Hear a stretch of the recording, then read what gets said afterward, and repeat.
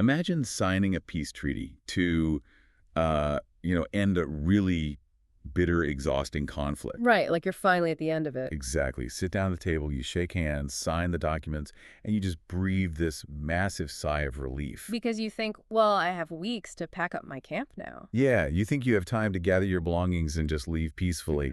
But then, like 8 days later, you find out the opposing general used a completely different calendar to declare war. Oh man, Like, that is such a nightmare scenario. it is. The ink is barely dry, and suddenly they drop a legal bomb on you. Hmm. They claim you missed a deadline that, according to your understanding of the handwritten treaty, hadn't even started yet. And you're completely blindsided.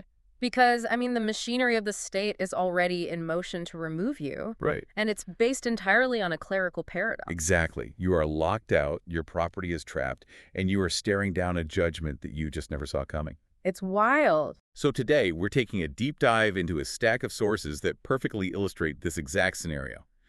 We are unpacking a highly contentious organ eviction case. Specifically, case number 25 LT 25667. Right. But we aren't just going to give you the basic summary. We have the actual official court transcripts from 2 different hearings. Which is rare, honestly, to get that level of detail. Totally rare. And we also have this fiery, incredibly revealing trail of emails between a landlord's attorney and a tenant who is representing himself. Meaning he's pro se. Yeah. Which always adds a massive layer of complexity. Absolutely. And at the absolute center of it all, we have a highly detailed legal motion filed by that tenant to completely throw out the eviction judgment. Which is where things get truly fascinating. Because, this isn't just a dispute over unpaid rent or a loud party. Right, it's way deeper than that. It really is. This case is like a microscopic look at the actual mechanics of legal agreements. It exposes what happens when the rigid, automated systems of our justice system collide with the messy, handwritten reality of human lives. So we're going to conduct a full-scale mock trial right here. We are putting this tenant's legal Hail Mary motion to set aside a judgment under a rule called ORCP 71 under the microscope. I love this format. Me too.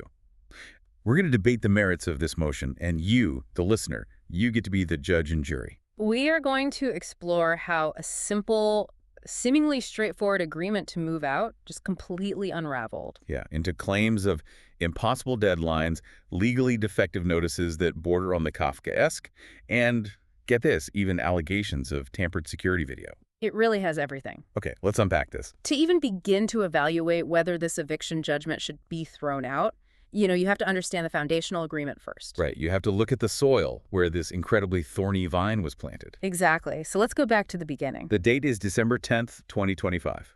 We are inside a Clackamas County courtroom. Okay, set the scene for us. Who are the players? The players in this drama are Terry Fisher, the landlord, who is represented by his attorney, Harry Ainsworth. And on the other side, we have the tenants and defendants, Garrett Archer and Ashley Crow. Crucially, Archer is representing himself. He is pro se. Right, and Crow isn't actually there, right? Yeah, Crow is absent from this specific hearing. The record mentions she's dealing with a family medical situation, like a grandmother's surgery, I think. So Archer is flying solo against a licensed attorney in what is technically known as an FAD, or forcible entry and detainer hearing. Right, and those courts are just chaos. Total chaos. Now, the overarching goal of an eviction court, from the judge's perspective, is to clear the incredibly packed docket by getting the parties to reach a resolution. They don't want a trial. No, not at all. They want a settlement. And in this case, they actually get one. They reach what is called a stipulated agreement. So they hash it out right there on the record. Archer agrees the tenancy is terminated, and he will vacate the property. He basically throws in the towel on fighting the actual eviction. Right, he concedes that point. Yeah. But in exchange, he gets a 3-week window to return to the property, specifically between the hours of 8 a.m. and 5 p.m., just to move his belongings out. Which, on its face, that sounds perfectly reasonable. Yeah. A clean break. 3 weeks to pack up your life. It does sound reasonable until you introduce the catch. Yeah. And in this case, the catch spans across completely different divisions of the justice system. Which is where the headache starts. Oh, massive headache. At the exact time they are negotiating the civil agreement, Archer has an active criminal no-contact order, or NCO, against him. Wait, really? A criminal NCO? Yes. That's a separate case entirely. And the alleged victim in that criminal case is none other than the landlord, Terry Fisher. Wait. So Archer is legally barred from going anywhere near Fisher or the property under threat of immediate arrest and going to jail. Precisely. Because of this active criminal order, that 3-week clock for moving his belongings out simply cannot legally start. Yeah, you cannot have a civil judge order or allow a party to violate a criminal court order. The jurisdictions just don't cross over like that. And the civil judge acknowledges this, right? Yes, he does. Because in the transcript, the civil judge actually says, quote, "I would love to be able to do that for the parties," referring to modifying the NCO right then and there so Archer can get his stuff. Right. She wants to help. But she explains she literally lacks the authority.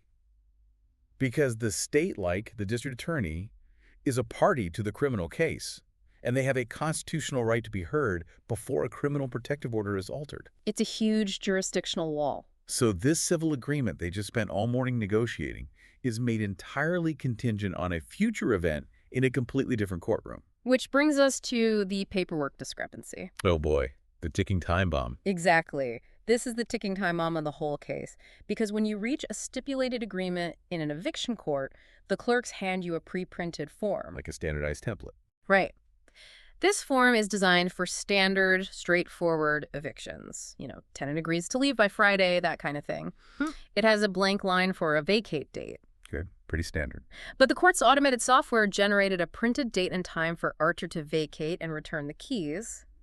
That pre-printed text read, quote, 1/1/2025 at 12:02 p.m. Wait, but December 10th is the very day they're sitting in court. Yep. They are signing this paper in the morning, and the paper says he has to be completely moved out and hand over the keys 2 minutes after noon on that exact same day. Exactly. It's just an automated artifact of the court's computer system. That's crazy. It is.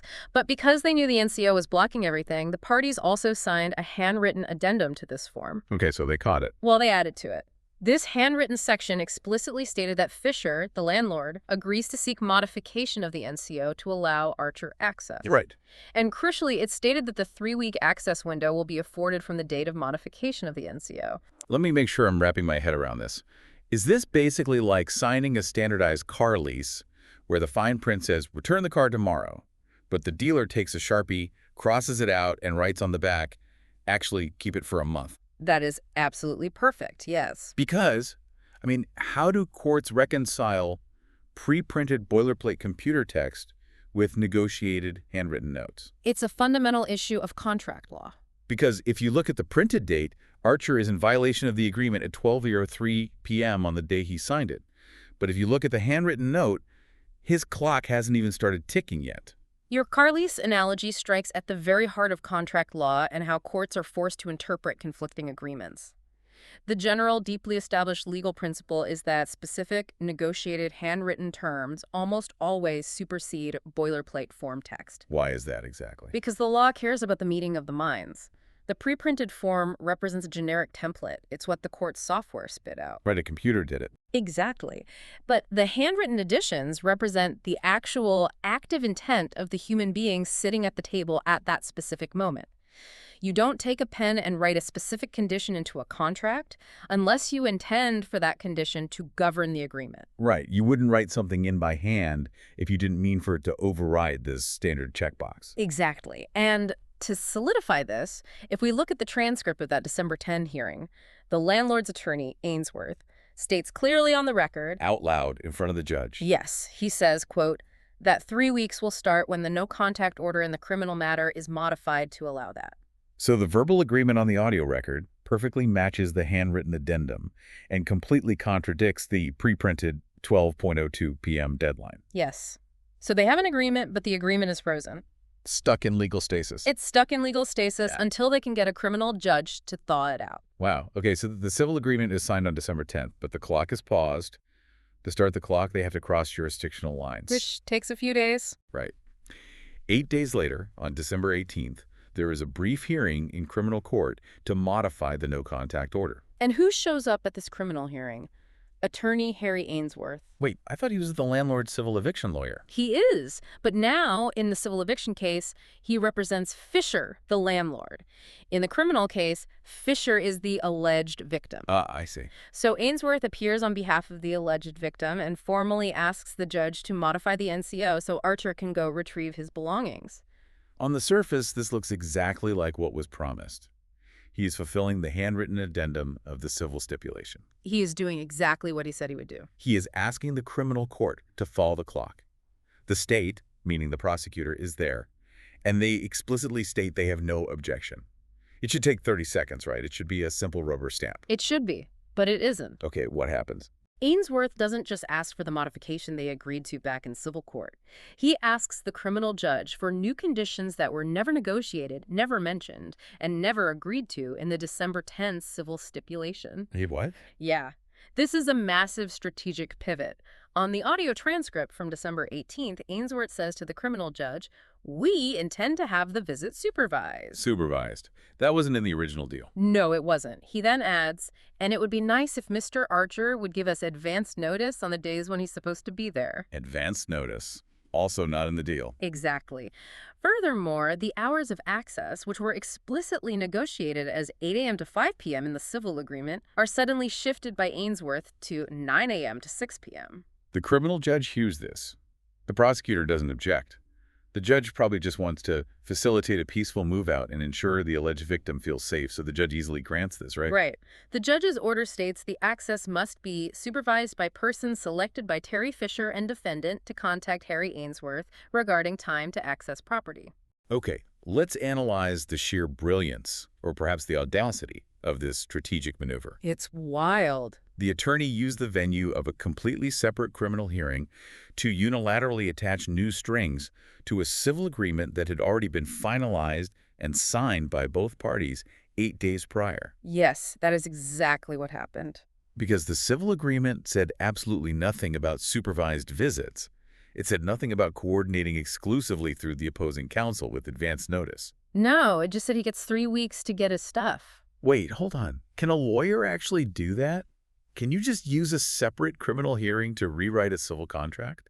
Isn't that double dipping in the justice system? It feels like it, doesn't it? It totally feels like getting a second bite at the apple just because you found a different judge in a different room who doesn't know what you promised the first judge. You've just hit on one of the most significant structural flaws in our legal system. Really? Yes. It's the blind spot created by court siloing. A judge in the criminal division is focused entirely on one thing: the safety of the alleged victim and the parameters of the criminal release order. Right, they aren't looking at real estate contracts. Exactly. They don't have the civil contract in front of them. They don't know the exact nuanced parameters that were negotiated in the civil room down the hall 8 days ago. So they just take the lawyer's word for it. They rely heavily on the representations made by the parties present. And here is the kicker. Archer wasn't there. Wait, Archer wasn't at the December 18 criminal hearing. No. The transcript explicitly notes defendant is not present. Oh my gosh. So Ainsworth was able to suggest these new conditions: supervision, advance notice, and the criminal judge reasonably assumed these were just practical, mutually agreeable logistics. Right, the judge had no way of knowing they fundamentally altered a signed civil settlement. None at all.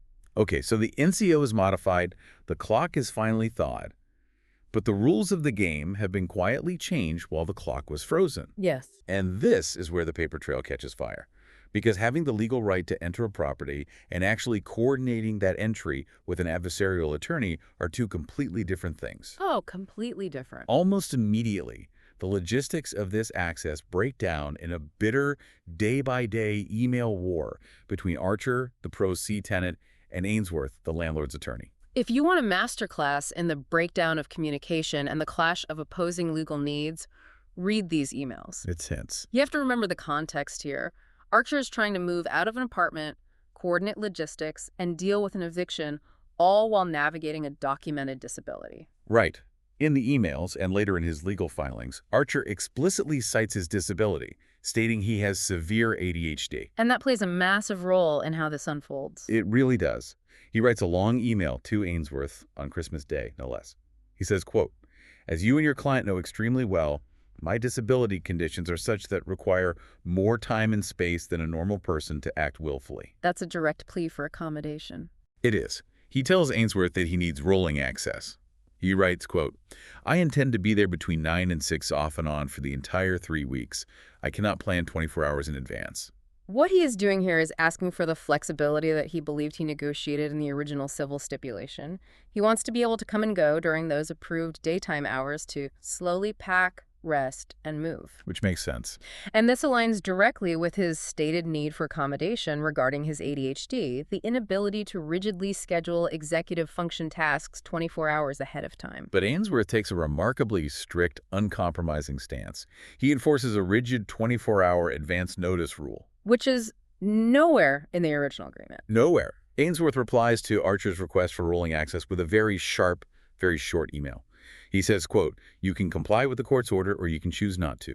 The judge was quite resistant to the modification of any NCO. Please give proper notification. Wow. And when Archer presses again, trying to explain his disability, Ainsworth replies, your vague intention to come and go is insufficient notice. We are watching a profound friction unfold here. On one side, you have a self-represented tenant trying to assert what he views as necessary, legally protected disability accommodations. Yeah. On the other side, you have a landlord's attorney who is demanding strict, rigid procedural compliance to the new rules he established in the criminal court. And Archer points out in the emails that the December 10th civil stipulation only said they would coordinate. That's the exact word. It didn't explicitly mandate a 24-hour advance notice as a hard, unbreakable precondition for every single visit.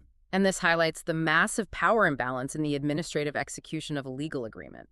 The attorney is acting as the gatekeeper of the property. He holds all the cards. Exactly. By unilaterally defining what constitutes sufficient notice, the attorney is effectively dictating the terms of access, far beyond the broad strokes agreed to in front of the civil judge. Archer's legal motion eventually claims that because of this rigidity, because Ainsworth rejected the rolling schedule and mandated this strict notice period, sometimes ignoring emails or taking days to confirm a time, Archer ultimately received less than 20 hours of actual access to the property. That is just... it's brutal. Think about that. Out of a theoretical 168 hours of access promised over 3 weeks, he gets less than 20. That is a massive reduction in what was supposedly agreed upon in the peace treaty. When a pro se litigant says, I need flexibility for my disability to pack my life, and an attorney says, your vague intention is insufficient, you are watching the spirit of an agreement get crushed by the bureaucracy of its enforcement. Time is being weaponized. Weaponized, that's the perfect word for it. And this complete breakdown in communication and logistics leads directly to the landlord dropping the hammer. Right, because time is up. Exactly. On January 10th, Fisher files a declaration of noncompliance. This is the legal equivalent of pulling the ripcord. He claims to the court that Archer failed to comply with the stipulated agreement. And the court software just processes it. Yep. A judgment of restitution is instantly entered, and Archer is officially legally locked out by the sheriff. He loses the property, and he loses access to whatever is still inside. Which triggers Archer to file the document that is the centerpiece of our deep dive today. The big one. The ORCP 71 motion to set aside the judgment. Right. For those not living in a law library, ORCP 71 is a rule in Oregon civil procedure that acts like an emergency brake. I love that analogy. It allows a court to relieve a party from a final judgment due to things like mistake, surprise, excusable neglect, or misrepresentation by the other party. So Archer is essentially saying, Judge, you need to pull the emergency brake and throw this judgment in the trash because it was obtained unfairly, illogically, and unconstitutionally. That is exactly his argument. So this is where we conduct our mock trial. Oh, I'm ready? Okay, you play the role of the skeptical prosecutor, the devil's advocate challenging the motion, try to poke holes in the tenant's arguments. Challenge accepted. And I will break down the legal validity of Archer's defense, evaluating the mechanics of the law as if I were evaluating it for the bench. Let's get into it. Mock trial issue 1. The impossible timeline and the keys. Let's hear it. Okay. So Archer's first major argument falls under ORCP 71B1, A for mistake, and B1C for misrepresentation. He argues that he couldn't possibly have violated a December 10 deadline to return the keys by 12:22 p.m. because the no-contact order wasn't modified until December 18. Like sense on its face. Furthermore, Archer points out that Ainsworth actually admitted in a January 2 email that the property was left unlocked all day, making the physical return of keys entirely moot anyway. Right, if there are no keys to return. Right. But here's where I push back. I'm looking at the sworn declaration of noncompliance signed by Fisher.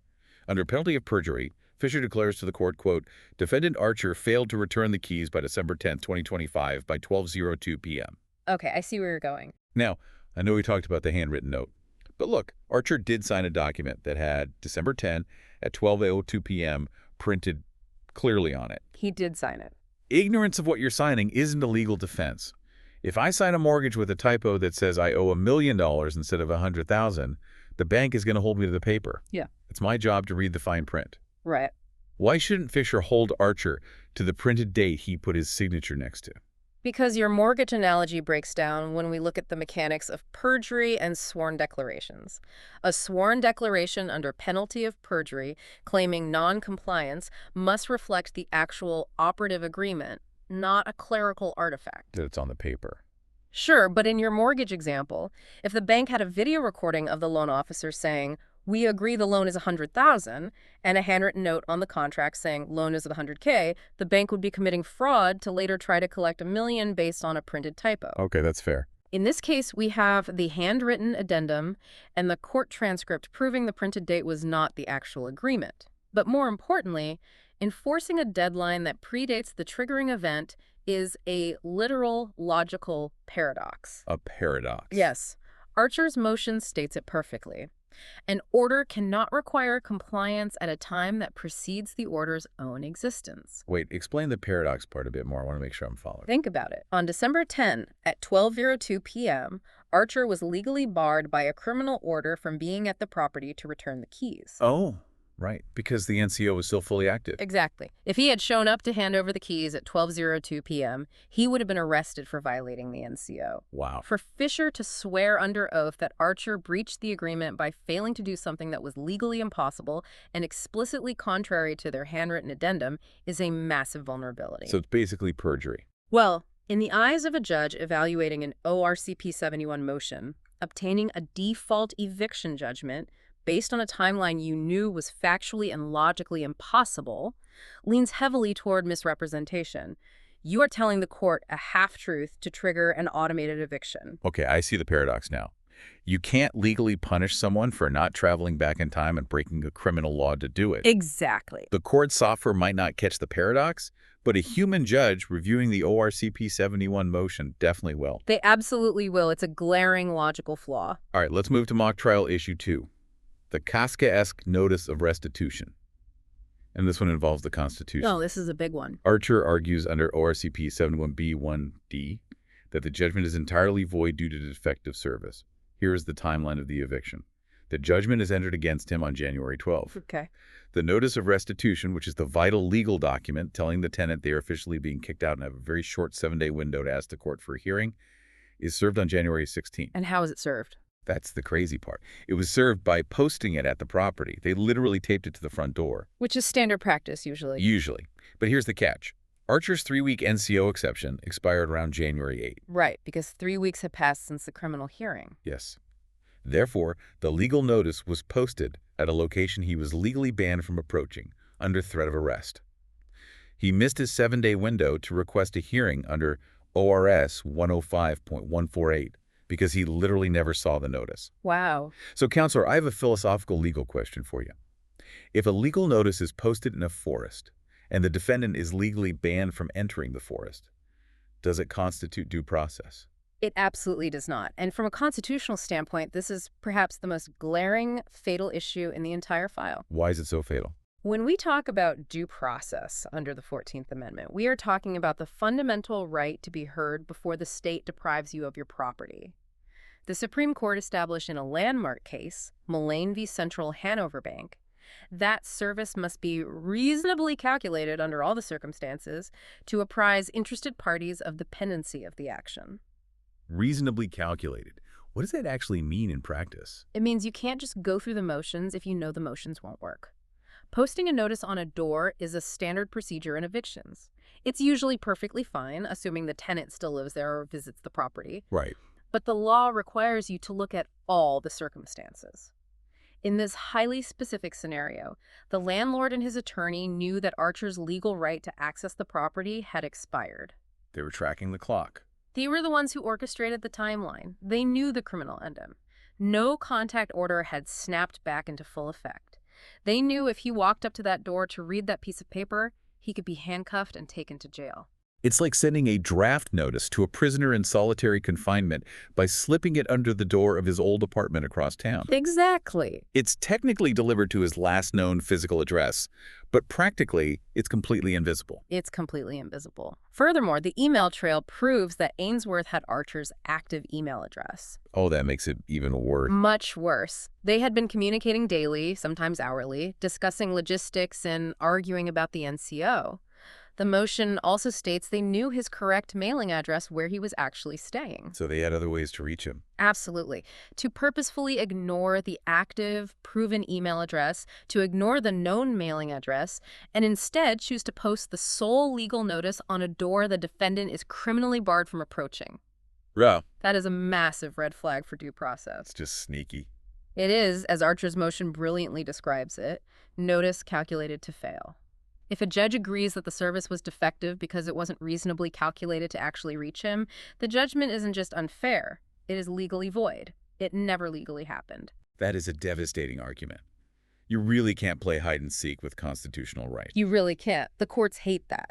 All right, let's move to mock trial issue 3, the resistant judge discrepancy in bad faith. Okay, let's hear the final argument. Archer is asking the court for sanctions against Ainsworth.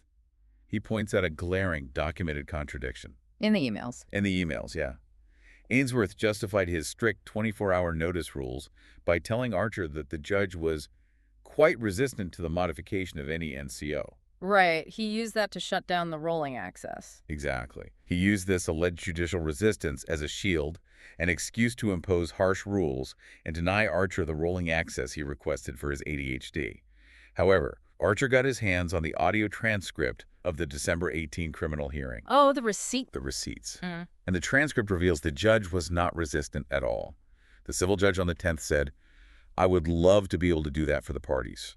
And the criminal judge on the 18th granted the modification in minutes without a single word of resistance, stating clearly, the state does not object to this request. Wow, so the judge wasn't resistant. No, so I'll play devil's advocate again. Lawyers exaggerate during negotiations all the time. They do. It's posturing. My client is really angry. The judge is going to hate this settlement. We're prepared to go to trial. Is this just normal attorney puffery? Is it just hardball negotiation, or is it something more sinister that a judge would actually penalize? There is a very distinct line between negotiation puffery and ethical misconduct, and this scenario crosses that line into dangerous territory. How so? We have to look at the rules that govern lawyers. Rule of Professional Conduct 4.1 explicitly prohibits a lawyer from knowingly making a false statement of material fact to a third person. And this counts as a material fact. Yes, puffery is subjective. Saying, my client is angry, is puffery.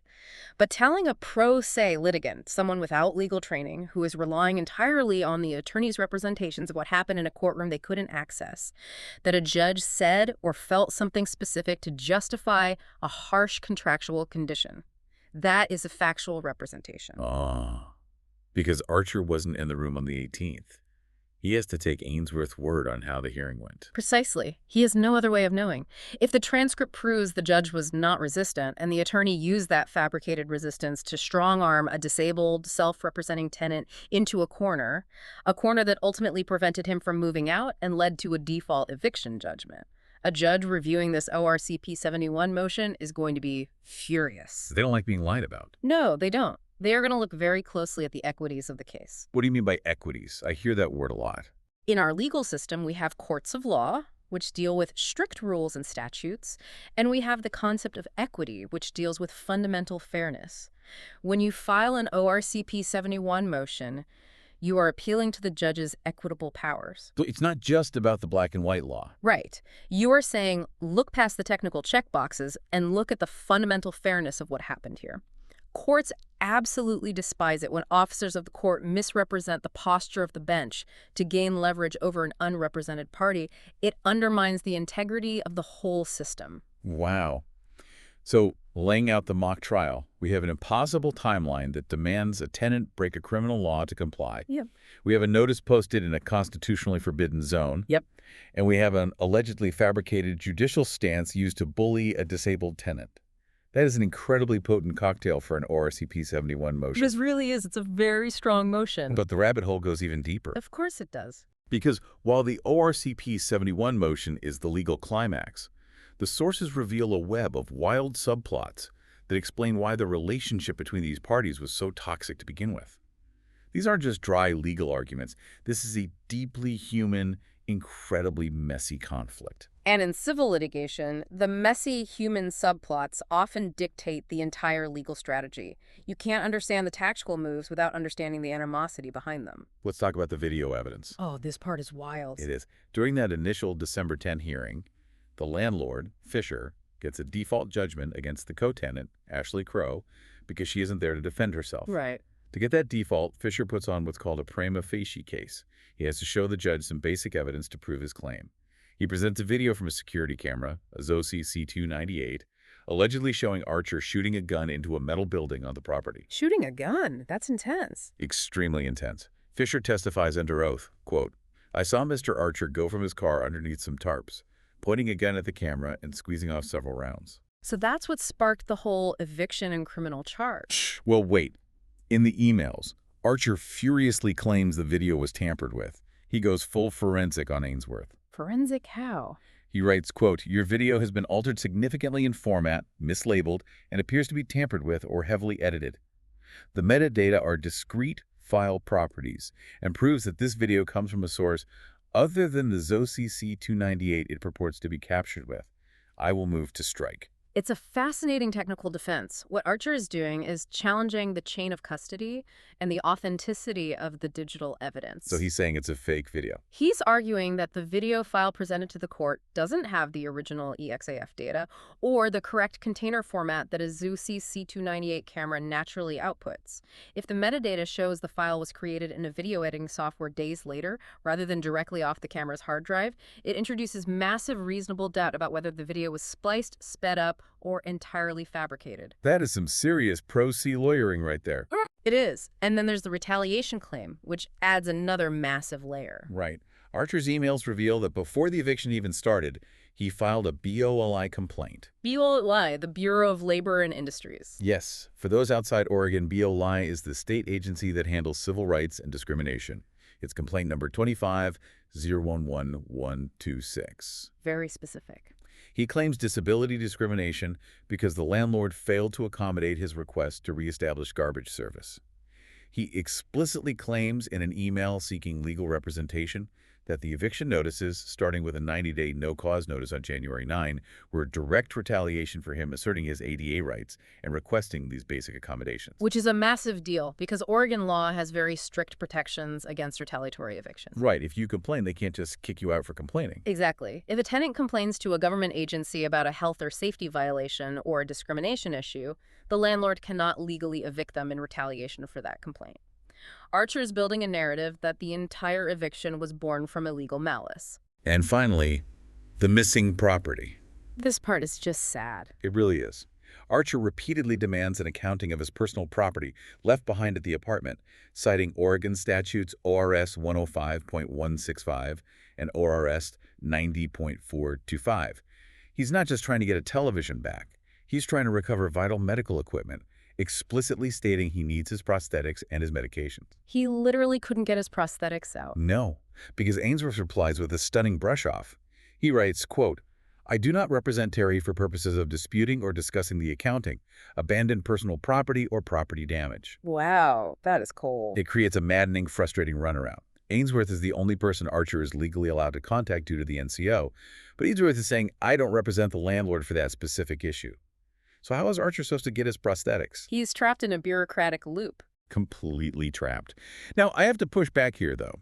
It feels like both sides are playing a game of technicality whack-a-mole.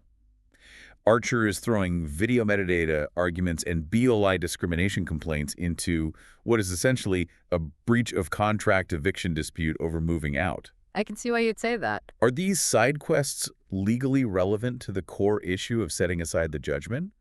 Or is this just smoke and mirrors designed to muddy the waters and distract the judge? It is very easy to view them as smoke and mirrors, like a desperate tenant throwing spaghetti at the wall to see what sticks. But in the context of an ORCP 71 motion, these subplots are highly relevant to the equities we discussed earlier. Okay, tie it together for me. How does metadata affect an eviction timeline? When a judge is asked to exercise their equitable power to set aside a judgment, they don't just look at the raw, sterile text of the law. They look at the totality of the circumstances. They want to know who's wearing the white hat and who is wearing the black hat. Who is acting in good faith? Exactly. Specifically, under ORS 105.149, which governs compliance with these types of stipulated agreements, a court must explicitly consider a very specific question: whether one party unfairly prevented compliance by the other party. Ah. Did the landlord set the tenant up to fail? Exactly. If the judge sees a landlord who allegedly retaliated against a disability complaint, whose attorney played fast and loose with timelines to create an impossible deadline, who posted constitutional notices where the tenant legally couldn't see them, and who's now playing a bureaucratic shell game with a disabled man's medical prosthetics by claiming, "I don't represent him for that," It paints a picture. it paints an overwhelming picture of bad faith. Even if Archer's metadata arguments regarding the video turn out to be weak or inadmissible, the broader narrative is powerful. It shows a landlord and an attorney acting unfairly to prevent compliance. And that's all he needs for the ORCP 71 motion. Yes, that makes a judge much, much more likely to grant the motion to set aside the judgment. The subplots aren't a distraction. They provide the emotional and equitable weight that tips the scales of justice. It provides the essential context for why the machinery broke down. It wasn't just a missed deadline. It wasn't just a tenant overstaying their welcome. It was a relationship that had completely fractured, being litigated through rigid, automated rules that simply couldn't handle the reality of the human situation. That's beautifully said. We've journeyed through the pressure cooker of civil courts, the operational blind spots of criminal modifications, a bitter email war over disability accommodations, and a mock trial that exposes massive, terrifying loopholes in the concept of standard legal procedure. What it ultimately reveals is that the legal system is often a blunt, automated instrument attempting to do incredibly delicate, nuanced human surgery. I want to be very clear as we wrap this up. We're not taking sides here. Not at all. We don't know if Archer or Fisher is the good guy in this overarching conflict. We don't know who started it. We are merely analyzing the fascinating, sometimes terrifying mechanical breakdown of a legal process. We're looking at the gears grinding together and watching the sparks fly. And there were a lot of sparks. So many sparks. And that brings me to a final provocative thought for you, the listener, to mull over as we end this deep dive. Think back to that peace treaty analogy from the very beginning. The one with the different calendars. Exactly. When a legal system relies so heavily on standardized checkboxes, pre-printed boilerplate forms, and automated computer deadlines, like a 12:02 p.m. eviction time, how does it handle the messy, handwritten reality of our lives? It usually doesn't handle it well. It really doesn't. How does it handle disabilities that require flexible timeframes? How does it handle the complex intersection of civil contracts and criminal orders that operate in entirely different, isolated silos where the judges don't even talk to each other? They're literally in different buildings sometimes. Exactly. Does our justice system need a fundamentally better way to ensure that the actual spirit of an agreement, the human intent behind the handshake or the signature, isn't destroyed by the automated, rigid bureaucracy of its enforcement? That's the million-dollar question. Because in this case, the automated bureaucracy didn't just fail to enforce the agreement. It actively created the breach. It manufactured a crisis. It really did. It's something to deeply ponder the next time you sign a contract, click I agree on a massive terms of service document, or assume that the fine print on a standardized form perfectly aligns with the conversation you just had. Always double-check the fine print. Thank you for joining us on this deep dive into Case 25 LT25667. Keep questioning the fine print.